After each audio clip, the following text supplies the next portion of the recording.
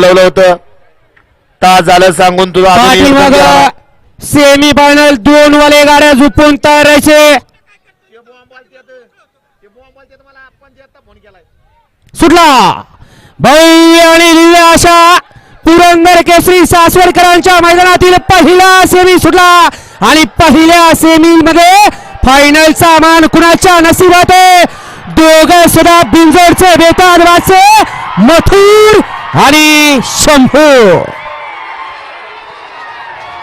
ज्या प्रेक्षकांची उत्सुकता लागली होती ती गाडी या ठिकाणी फायनल साठी पात्र ठरली डोळ्याचं पारणं फिटलं खरोखर माणसांच्या छातीचं ठोकं वाढवणारी लढत झाली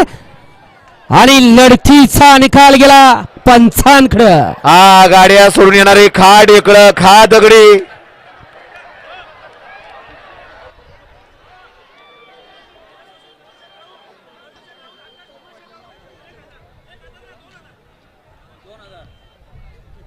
घ्या मैदान मोकळं करून घ्या आसोडवाले पंच चला सगळे बाहेर घालवा पिंटू शेठ अण्णा शुभम शेठ